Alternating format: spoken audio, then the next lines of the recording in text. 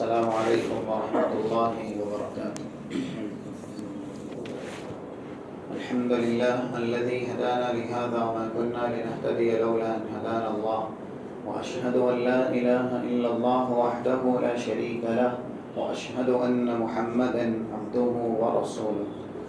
قال الله سبحانه وتعالى في كلامه المجيد أعوذ بالله من الشيطان الرجيم وَلَقَدْ آتَيْنَا لُقْمَانَ الْحِكْمَةَ أَنِ اشْكُرْ لِلَّهِ وَمَنْ يَشْكُرْ فَإِنَّمَا يَشْكُرُ لِنَفْسِهِ وَمَنْ كَفَرَ فَإِنَّ اللَّهَ غَنِيٌّ حَمِيدٌ.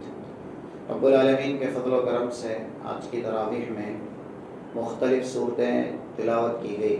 سورۃ العنکبوت یہ مکمل ہوئی اور اس کے بعد سورۃ الروم، سورہ لقمان، سورہ سجدہ، یہ 3 صورتیں مکمل پڑھی گئیں اور اس کے بعد سورہ احزاب تقریباً یہ آدھی تلاوت کی گئی. ابھی آیت کریمہ جو پڑھی گئی ہے وہ 12 نمبر کی سورہ لقمان کی ہے. یہ 21واں پارہ جو آج کی تراویح میں تلاوت کیا گیا، جس کی ابتدا ہے قرآن کریم کے ان الفاظ سے اتل ما اوحی الیک من الکتاب واقم الصلاۃ.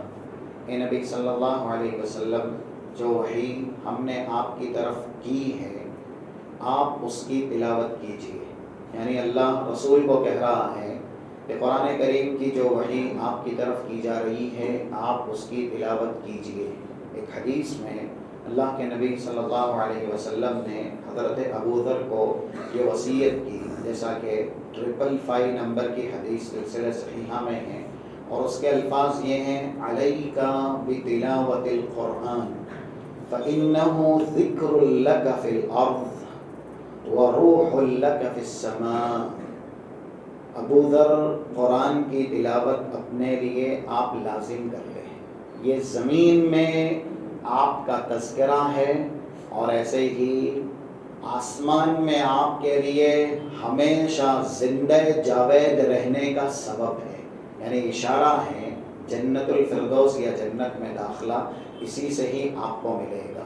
تو رسول اللہ صلی اللہ علیہ وسلم نے خود بھی قرآن کریم کی تلاوت بہت زیادہ کی. وہ حدیثیں ہم نے سنی ہیں کہ آپ قیام اللیل میں زیادہ تر قرآن پڑھتے تھے اور اتنا لمبا قیام کرتے تھے کہ پیروں پہ سوزن آ جایا کرتی تھی، جیسا کہ یہ 4837 نمبر کی حدیثیں ہیں جو کہ صحیح بخاری کے اندر. اور اسی میں یہ اشارہ بھی ہے کہ انسان کو علم پہلے حاصل کرنا ہے اور اس کے بعد عمل کرنا ہے.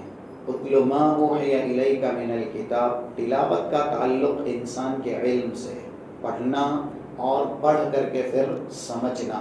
پہلے رسول اللہ کو اللہ نے کہا آپ کتاب اللہ کی تلاوت کیجئے، پھر حکم دیا وَأَقِمِ الصَّلَاةَ، آپ نماز قائم کیجئے. قرآن اور نماز کا رشتہ بھی بڑا گہرا ہے، لیکن علم انسان کے لیے کسی بھی صحیح عمل کی چابی ہے. جب تک جانے گا نہیں، جب تک سمجھے گا نہیں، وہ عمل نہیں کر سکے گا. اس لیے یہ حکم ہے پہلے قرآن کی تلاوت کریں اور اس کے بعد نماز قائم کریں. قرآن کے تعلق سے اور ایک آیت آتی ہے سورہ زخرف کی 44 نمبر کی، اس میں یہ بات موجود ہے وَإِنَّهُ لَذِكْرٌ لَكَ وَلِقَوْمِكَ وَسَوْفَ تُسْأَلُونَ. یہ قرآن اے نبی آپ کے لیے اور آپ کی قوم کے لیے بطور نصیحت ہے. سب سے بڑا نصیحت کا سبق جس کتاب مقدس کے اندر موجود ہے وہ قرآن کریم ہے. اسی لیے بار بار قرآن کو اللہ نے اس کلام میں ذکر کی صفت سے متصف کیا. تو رسول اللہ صلی اللہ علیہ وسلم کو اللہ نے کہا آپ کے لیے بھی، آپ کی پوری قوم کے لیے اس کتاب کو ہم نے نصیحت کا ذخیرہ بنایا ہے. اگر کسی کو نصیحت حاصل کرنی ہے، عبرت پکڑنی ہے، تو وہ قرآن کریم پڑھے، سمجھے، اس کے مطابق عمل کرے. وَسَوْفَ تُسْأَلُونَ، اور سب کے سب جن کے لیے اس کتاب کو اللہ نے نصیحت بنایا ہے کل قیامت کے دن پوچھے جائیں گے. ہم اور آپ کو سوال کیا جائے گا قرآن پڑھا، قرآن سمجھا، قرآن کے مطابق عمل کیا یا نہیں کیا. اور یہی میزان بھی ہے، معیار بھی ہے انسان کی کامیابی کا. وہ حدیث ہم نے سنی ہے، بڑی مشہور ہے، 3113 ابن حبان کی، اور ایسے ہی 4752 4753 ابو داؤد کی، کہ جو بندے مومن قبر میں سوالات کے جواب دیتا ہے، اس سے اور ایک چیز پوچھی جاتی ہے، بیما یدریک. یہ جو سوال کے جواب دیے گئے کہ اللہ ہی رب ہے، اور ایسے ہی دین اسلام ہے، اور رسول اللہ صلی اللہ علیہ وسلم رسول ہے، رہنما ہے، رہبر ہے، یہ 3 سوالات کس ذریعے تم کو معلوم ہوئے، کیسے معلوم ہوئے، اور کس طرح سے تم نے دیے؟ تو جواب ہے قرأت کتاب اللہ آمنت بہ ثم صدقت. میں نے اللہ کی کتاب کو پڑھا، اس پر ایمان لایا، اس کی تصدیق کی. تو جب انسان قرآن کریم پڑھے گا، رشتہ مضبوط رکھے گا، قبر کے 3 سوالات قبر میں اللہ اس کی زبان سے نکلوائے گا. ہم اور آپ کتنے بھی رٹ لیں اور کتنا بھی پڑھ لیں دنیا میں، لیکن وہاں پر رب العالمین جس بندے کو مومن اور مسلم تسلیم کرے گا، اسی کی زبان سے ہی یہ 3 سوالوں کے جواب نکلنے والے ہیں. اور سبب کیا ہے ان 3 سوالوں کی کامیابی؟ کیونکہ پوری زندگی کا مقصد ہی ان 3 سوالوں کا حل ہے. یہی 3 سوال ہمیں پوری زندگی میں حل کرنے ہیں. اسی کے لیے کاوشیں کرنی، اسی کے لیے کوششیں کرنی ہیں. ہمارے زندگی کا لازمہ ہی یہی ہے. لیکن یہ حل کہاں سے ہوں گے؟ یہ حل ہوں گے اللہ کی کتاب سے. جو نہیں دے پائیں گے ان سے تو نہیں پوچھا جائے گا کہ تم نے کیوں نہیں دیا، بلکہ ان کو بطور سزا مار کر کے یہ احساس دلایا جائے گا، جیسا کہ الفاظ ہیں لا دریت ولا تلیت. تم نے ہر سوال کے جواب میں یہ کیوں کہا؟ كنت اقول مثل ما يقول الناس ہاں لا ادری. میں نہیں جانتا، میں وہی کہتا تھا جیسے لوگ کہتے تھے، میں وہی کرتا تھا جیسے لوگ کرتے تھے. تو پھر فرشتہ مارے گا، اور وہ مار کتنی خطرناک ہے ہم نے سنی ہوئی ہے. مارتا جائے گا اور بولتا جائے گا نہ تو نے پڑھا نہ تو نے سمجھا، جس کی وجہ سے آج یہ تیرا انجام ہے. اس لیے ہم اور آپ اس طرف توجہ دیں. قرآن کریم صرف رمضان کے لیے نہیں ہے. آج کچھ لوگوں نے اس کا مبالغے کے اندر ایسا ادب کیا کہ اتنی اونچائی پر رکھ دیا جہاں تک انسان کا ہاتھ نہیں پہنچنا. قرآن کریم سے ادب کا یہ تقاضا نہیں ہے کہ آپ اتنی اونچائی پر رکھ دیں کہ آپ کا ہاتھ ہی نہ پہنچے، یعنی آپ کبھی اسے لے ہی نہ، اس کی تلاوت ہی نہ کریں. یہ مہینہ آتا ہے، کچھ لوگ اس کتاب مقدس کو کھولتے ہیں، پڑھتے ہیں، جیسے ہی چلا جاتا ہے پھر اچھے لباس کپڑے میں ملبوس رکھ کے جو طاقے جدران ہیں، یعنی دیوار کی زینت بنا کے رکھ دیتے ہیں. یہ صرف چند دنوں کے لیے نہیں ہے، 1 مہینے کے لیے اللہ کی کتاب نہیں ہے، پوری زندگی کے لمحات کے لیے ہے. اس کتاب کو پڑھا جائے، سمجھا جائے اور اس کے مطابق زندگی گزاری جائے، کیونکہ ہدایت اسی میں ہی ہے. قرآن کریم میں اللہ نے جا بجا قرآن کریم کو لفظ ہدایت سے متصف کیا کہ یہ کتاب ہدایت کا سرچشمہ ہے. 9 یا 10 نمبر کی وہ آیت سورہ اسراء کی ان ھذا القرآن یہدی للتی ہی اقوم. سب سے مضبوط ذریعہ ہدایت کا یہی قرآن کریم ہے. اس کے بعد کی ایک آیت ہے سورہ عنکبوت کے اندر 60 نمبر کی. اس سے پہلے کی آیتوں میں یعنی 58 اور ایسے ہی 59 اور 60 اللہ نے کچھ لوگوں کا تذکرہ کیا جن کے لیے جنت میں اونچے محل ہوں گے. والذین آمنوا وعملوا الصالحات لنبوئنہم من الجنت غرفا تجری من تحتها الانہار.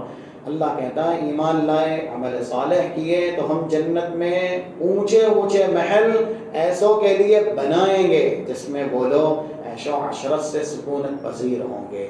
اور کہا گیا آگے نعم اجر العاملین، عمل کرنے والوں کا یہی صلہ ہے. جن لوگوں نے دنیا میں آخرت کے لیے کوششیں کی، کاوشیں کی، ان کا یہ بدلہ ہے. اب کون ہے جو ایمان لانے والے، عمل صالح کرنے والے؟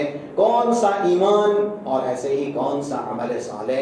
تو نام لیا گیا. الذین آمنوا وعلی ربہم یتوکلون، مومنین وہ ہیں حقیقت میں جو اپنے رب پر مکمل اعتماد کرتے ہیں، مکمل بھروسہ کرتے ہیں۔ دیکھیے ہم اور آپ کا بھروسہ کیسا ہے؟ ذریعہ وسیلہ موجود ہے تو ہمارا اعتماد ہے۔ اعتماد اور توکل کہتے ہیں جہاں انسانی تدبیر ختم ہو جائے، انسان کے پاس کوئی وسیلہ کوئی ذریعہ نہ ہو، وہاں پر اسے اللہ کی ذات پر اعتماد، اللہ کی ذات پر بھروسہ رکھنا ہے۔ اس کی مثالیں ہیں، انبیاء رسول کو اللہ نے کلام مجید میں یہ کہا کہ آپ اعلان کریں ہم دنیا میں وہ بندے ہیں جو اللہ پہ توکل کا نمونہ لوگوں کو بتلاتے ہیں۔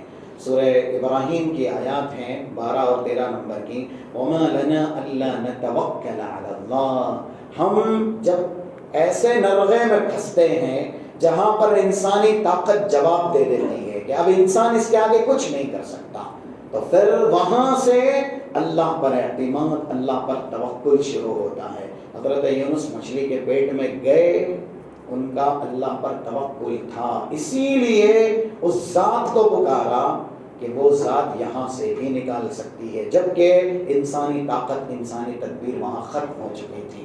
حضرت زکریا اتنے بوڑھے ہو گئے تھے کہ بال سب پک گئے تھے، ہڈیاں جسم کی بوسیدہ ہو گئی تھی، پھر بھی توکل تھا، بھروسہ تھا کہ اللہ ہے جو وارث دے سکتا ہے۔ پکارتے رہے، دعا کرتے رہے۔ اللہ نے کہا جیسا کہ 90 نمبر کی آیت سورہ الانبیاء کی، وَأَصْلَحْنَا لَهُ زَوْجًا، اس عمر میں زیادہ تر کوئی خاتون حاملہ نہیں ہوتی، لیکن ہم نے ان کے اعتماد، ان کے بھروسے کی قدر کرتے ہوئے ان کی بیوی کی اس عمر میں بھی اصلاح کی، یعنی ان کو حاملہ بنایا، اور ان کے اعتماد کی وجہ سے ان کو ایک وارث دیا حضرت یحییٰ کی شکل میں۔ یہ واقعات کیا بتاتے ہیں؟ یہ واقعات بتلاتے ہیں کہ انسان اللہ پہ توکل ایسا کرے، وسیلہ نہیں ہے۔ حضرت موسیٰ کہاں پہ ہیں؟ بالکل چٹیل میدان میں، بیابان صحرا میں، کیونکہ جہاں تھے وہاں سے تو بھاگے، اور الزام بھی لگا، ایک ایسا جرم بھی سرزد ہو گیا جو وہ کرنا نہیں چاہتے تھے، یعنی مارا ایک گھوسا، اور جس کو مارا وہ وہیں پر جاں بحق ہو گیا۔ تو پھر لوگ اس شخص کا بدلہ انتقام لینے کے لیے پیچھے لگے۔ حضرت موسیٰ وہاں سے نکلے، انہیں نہیں معلوم تھا کہاں جانا ہے، کس طرف جانا ہے، بھاگے چٹیل بیابان صحرا، اور وہاں پر بھوک لگی، پیاس لگی، تو اللہ سے کہا۔ یہ ہے اعتماد، یہ ہے توکل، کہ ایسی جگہ پر بھی جہاں کچھ بھی موجود نہیں ہے، کوئی ہمارا اپنا نہیں ہے، کچھ ہمارے پاس ہے نہیں، اللہ کھلائے گا، اللہ پلائے گا، اللہ زندہ رکھے گا۔ اور اللہ سے فریاد کی 24 نمبر کی آیت سورۃ القصص کی، رب انی لما انزلت الی من خیر فقیر، اللہ یہ فقیر بندہ ایک خیر کا متلاشی ہے، کچھ کھانے کو چاہیے، کچھ پینے کو چاہیے، اس لیے اس فقیر بندے کی طرف کوئی بھلائی کوئی خیر نازل کر۔ اللہ نے بھلائی خیر نازل کیا، یہاں تک کہ کھانا پینا ہی نہیں، ایک پورا ٹھکانہ دے دیا، ایک گھرانہ ہی دے دیا، جس گھرانے میں شادی بھی ہو گئی، بیوی بھی مل گئی، رشتہ بھی ہو گیا۔ یہ ہے اعتماد، یہ ہے بھروسہ۔ ہم اور آپ بھروسہ کیسا کرتے ہیں؟ ہمارے پاس جیسے مہینے کا جو بھی کھانے پینے کا ذریعہ وسیلہ ہے، پیسوں کی شکل میں، مادیات، تو جب تک ہے تب تک اعتماد ہے، تب تک بھروسہ ہے۔ جیسے ہی وہ ختم ہونے لگتا ہے، ہمارا اعتماد کمزور ہوتے جاتا ہے، ہمارا توکل بالکل ساقط ہوتے جاتا ہے، نیچے ہوتے جاتا ہے۔ اب کیا ہوگا؟ اب کیا ہوگا؟ مومنین کا بھروسہ، مومنین کا اعتماد ایسا نہیں۔ اسی لیے اللہ نے کہا الذین صبروا وعلی ربہم یتوکلون، مومنین وہ ہیں بے انتہا مصیبتیں ان پر آئیں وہ صبر کرتے ہیں۔ آج جو بھی حالات ہیں، خاص کر کے ذریعے معاش کی تنگدستی کے، ہر ایک شکایت کرتا ہے روزی یا ذریعے معاش جیسا پہلے تھا ویسا نہیں ہے، ترقی نہیں ہے، یا پھر فائدہ منفعت نہیں ہے، تنگدستی زیادہ ہے۔ تو اہل ایمان جس حال میں بھی ہوتے ہیں صبر کا نمونہ پیش کرتے ہیں، اور پھر اللہ کی جو مرضی ہے اس کے اوپر راضی برضا رہتے ہیں۔ جو اللہ پہ توکل کرتا ہے نہ کبھی مایوس ہوتا ہے نہ کبھی محروم ہوتا ہے۔ اللہ پہ توکل کرنے والا نہ کبھی مایوس ہوتا ہے نہ کبھی محروم ہوتا ہے۔ کیوں؟ قرآن میں ایک جملہ ہے سورۃ طلاق کی آیت نمبر 3 کا، وَمَن يَتَوَكَّلْ عَلَى اللَّهِ فَهُوَ حَسْبُهُ، جو اللہ پہ بھروسہ کرے گا اللہ اس کے لیے کافی ہے۔ تو اللہ نے آگے کہا کہ دیکھو بھروسہ کیسے کرنا چاہیے، مثال دی، یہ 60 نمبر کی آیت ہے سورہ عنکبوت کی، وَكَأَيٍّ مِّن دَابَّةٍ لَا تَحْمِلُ رِزْقَهَا اللہ یرزقها وإیاکم وهو السمیع العلیم۔ دنیا میں کتنے چوپائے ہیں، کتنے حشرات الارض ہیں جن کے لیے رزق ہے، زندہ ہیں، وہ زندہ رہتے بھی ہیں، ان کو بھی رزق کی ضرورت پڑتی ہے، کھانا پینا انہیں بھی چاہیے۔ ہمارے بیچ اتنے چوپائے ہیں، جانور ہیں، ہم دیکھتے ہیں پیٹ ان کو بھی لگا ہوا ہے، بھوک انہیں بھی لگتی ہے، پیاس انہیں بھی لگتی ہے۔ اتنی کروڑ اللہ کی مخلوق میں سے صرف انسان واحد ہے جو پیسہ کماتا ہے، یعنی جسے مادیت کہتے ہیں نا، ایک ذریعہ ہے، ایک سبب ہے کہ اس کے ذریعے آپ رزق خریدیں گے، کھانے پینے کی اشیاء خریدیں گے۔ باقی اللہ کی دوسری جتنی مخلوقات ہے جنہیں اللہ روزی دیتا ہے زندہ رہنے کے لیے، وہ بھی کھاتی ہیں، وہ بھی پیتی ہیں مخلوقات، کیا وہ پیسہ کماتی ہیں؟ لیکن ان کو رزق کون دیتا ہے؟ یہی اللہ نے سمجھایا۔ ہم اور آپ مادیت پہ بھروسہ کرتے ہیں، اتنا ہے، اب اس کے بعد کیا ہم زندہ رہ سکیں گے؟ ہمیں کوئی کھلائے گا، ہمیں کوئی پلائے گا؟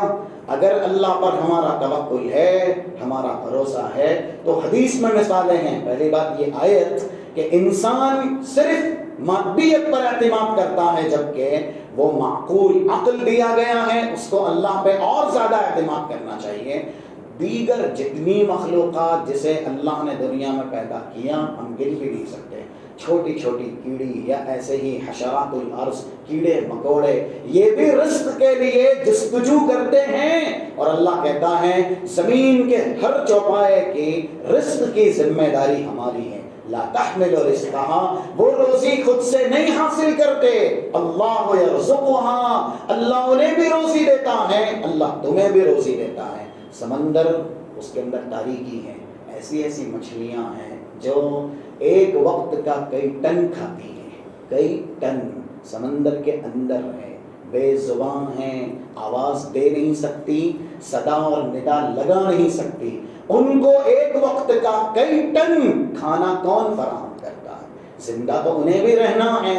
اسی لیے حدیث میں مثال آئی ہے 2344 جامع ترمذی کی، لو انکم تتوکلون حق توکلہ لرزقکم کما ترزق الطیر تغدو خماصا وتروح بطانا، تم ویسے ہی بھروسہ کرو اللہ پر جس طریقے سے اللہ پہ بھروسہ کرنا چاہیے۔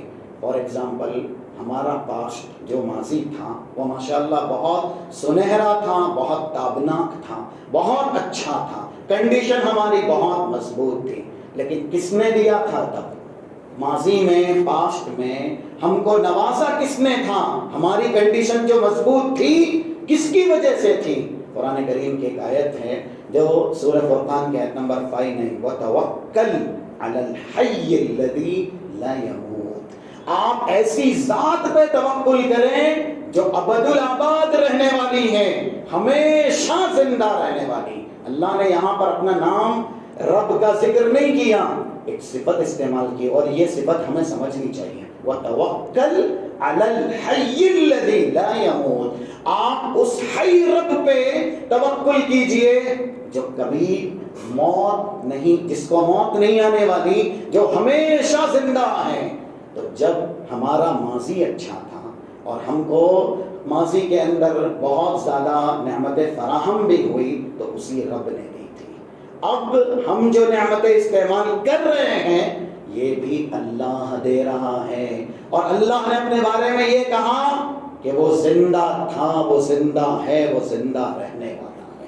رب العالمین کو موت نہیں ہے، جب اس کو نیند نہیں ہے، اونگ نہیں ہے، تو پھر رب العالمین کو موت کیسے ہو سکتی ہے؟ اس لیے اگر اللہ پر ہمارا ایمان صحیح ہو، اور ایمان نام ہے توکل کا، وعلی اللہ فتوکلوا ان کنتم مؤمنین، مومنوں اگر واقعی مومن ہو اللہ ہی پر توکل کرو تو دیتا اللہ ہے، پچھلی مرتبہ بھی اللہ نے ہی دیا تھا اور ابھی بھی اللہ ہی دے رہا ہے، مستقبل فیوچر میں بھی اللہ ہی دے گا۔ کیوں؟ وہ تب بھی زندہ تھا، اب بھی زندہ ہے اور وہ ہمیشہ زندہ رہے گا۔ صرف ہم کو توکل کرنا ہے، اعتماد کرنا ہے، بھروسہ کرنا ہے۔ اس لیے جو مسائل رزق کے ہیں، معاش کے ہیں، اس کے تعلق سے مومن نہ کبھی ڈرتا ہے، نہ کبھی گھبراتا ہے، اور نہ ہی کبھی الجھن اور پریشانی کا شکار ہوتا ہے، کیونکہ ایمان نام ہی ہے ایسی تقدیر کا کہ ابھی 120 دن کے مرحلے میں ماں کے پیٹ میں رحم مدر میں تھا، تب اللہ نے جیسے موت طے کر دی ویسے ہی رزق بھی طے کر دیا۔ 3208 نمبر کی صحیح بخاری کتاب بدء الخلق کی یہ حدیث ہے، اور جگہ جگہ آپ حدیث میں یہ لفظ پائیں گے کہ موت جس طریقے سے کسی بندے کا پیچھا کرتی ہے، جہاں آنی ہے وہاں آنی ہی ہے، ویسے ہی موت کے ساتھ رزق کا لفظ بیان ہوا ہے۔ انسان کو موت کا آنا جیسے یقینی ہے، ویسے ہی جتنا رزق اس کی تقدیر میں ہے اس کا پہنچنا بھی، اس کا آنا بھی یقینی ہے۔ یعنی کوئی کتنے بھی مضبوط ترین قلعوں میں محصور ہو جائے اور یہ سوچ لے کہ میں موت کے آہانی پنجوں سے بچ جاؤں گا، تو کیا وہ بچے گا؟ نہیں بچے گا۔ ایسے ہی ہم کہیں پر بھی ہوں، کسی بھی جگہ ہوں، ہماری تقدیر میں روزی ہے، اللہ ہمیں روزی دے گا، بشرط کہ ہم جو کوشش کرنی ہے، کاوش کرنی ہے وہ کرے، نتیجہ اللہ پہ چھوڑے، نتیجے کے تعلق سے مایوس نہ ہو۔ اسی لیے اس سورت کا خاتمہ ایسی آیت پر ہوا، یہ ساری تعلیمات دینے کے بعد اور اس طرح کا مفہوم سمجھانے کے بعد کہ توکل کسے کہتے ہیں، اللہ نے اس سورت کو ختم کیا۔ 69 نمبر کی آیت ہے، وَالَّذِينَ جَاهَدُوا فِينَا لَنَهْدِيَنَّهُمْ سُبُلَنَا، جو لوگ محنت کرتے ہیں، خاص کر کے ہماری راہ میں محنت کرتے ہیں، ہم ان کو ان کی منزل تک ضرور پہنچاتے ہیں۔ اگر آپ یعنی ہم اور آپ رزق حلال کمائیں گے، رزق حلال کے لیے کاوشیں اور کوششیں کریں گے، رب العالمین کا وعدہ ہے کہ ہماری منزل تک وہ ضرور پہنچائے گا۔ ہم اوروں کے ساتھ رہتے ہیں، اس لیے ان کے خیالات ہم سے زیادہ میچ کھانے لگتے ہیں، یا پھر ہم ان کے خیالات سے متاثر ہو جاتے ہیں۔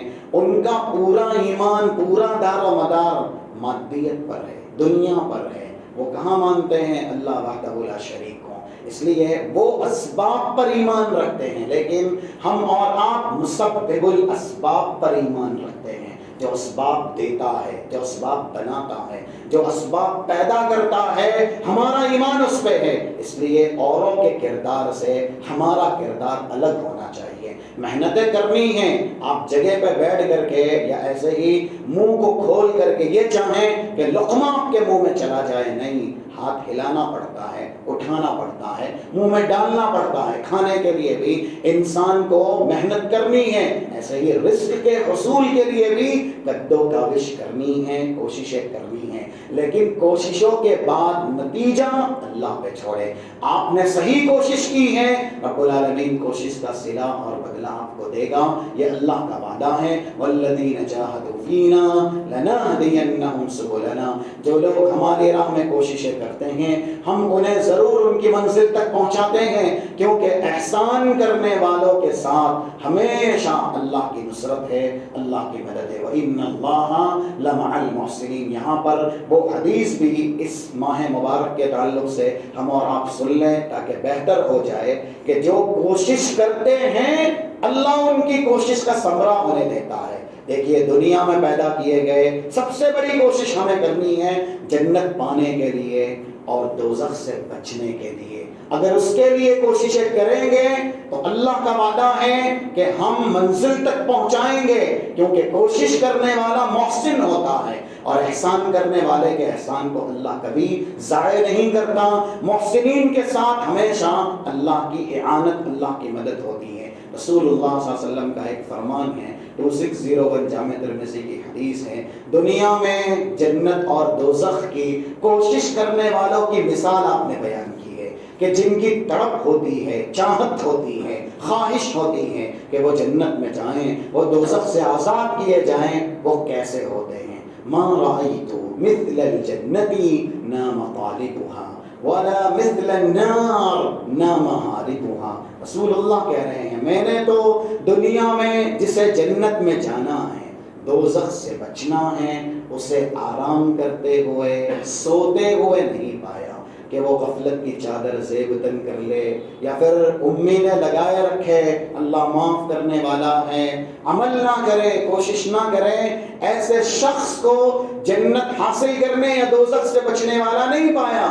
جنت حاصل کرنے والا، دوزخ سے بچنے والا وہ ہوتا ہے جو دنیا میں بڑی بڑی قربانیاں دیتا ہے. اسی لیے الفاظ ہیں کہ سوتے ہوئے جو جنت کا طالب ہے وہ سوتا نہیں زیادہ، جو دوزخ سے بچنے کا خواہش مند ہے وہ بھی نیند کی آلودگیوں میں یا غفلت کی چادر سے تن کیے نہیں رہتا، بلکہ وہ دنیا میں یہ ثابت کرتا ہے اپنے اخلاق سے یا اپنے معاملات سے، اپنے اعمال سے کہ مجھے جنت میں جانا ہے. اور اس کی زندگی کی سرگرمیاں یہ بتلاتی ہیں کہ واقعی یہ جنتی حاصل کرنے والا اور دوزخ سے بچنے والا بندہ ہے. تو کوشش ہم اور آپ کریں، چاہے دنیاوی رزق کے تعلق سے ہو یا پھر جس مقصد کے لیے ہم پیدا کیے گئے ہیں، جنت حاصل کرنا اور دوزخ سے بچنا. کیونکہ کوشش کرنے والوں کے تعلق سے یہ بھی فرمان ہے اللہ کا 39 نمبر کی سورہ نجم کی آیت وَأَنْ لَيْسَ لِلْإِنسَانِ إِلَّا مَا سَعَى. انسان جس کے لیے کوشش کرے گا اللہ ضرور اسے عنایت کرے گا. ہاتھ پہ ہاتھ دھرے بیٹھ رہنا یا پھر غافل رہنا اور اللہ سے جھوٹی امیدیں لگانا، گناہ پر گناہ کرتے رہنا، پھر یہ سوچنا کہ اللہ غفور الرحیم ہے، یہ منافق کا جو اعتماد ہے یا منافق کی اللہ کے تعلق سے جو امید ہے اس طرح کی امید ہے. مومنین اللہ سے کیسی امید لگاتے ہیں؟ وہ گناہ کر کے امید نہیں لگاتے بلکہ نیکیاں کرتے ہیں اور ڈرتے ہیں، اور یہی ڈر انہیں گناہ سے بچاتا ہے. نیکی کر کے اللہ کی ذات سے امید رکھنا کہ اللہ اس کو قبول کرے گا، اس کے بدلے دوزخ سے بھی بچائے گا اور جنت دے گا. اور گناہ کر کے توبہ نہ کرنا، گناہ پر باقی رہنا، پھر یہ کہتے رہنا کہ رب العالمین غفور الرحیم ہے، اللہ بہت زیادہ معاف کرنے والا، رحم کرنے والا ہے.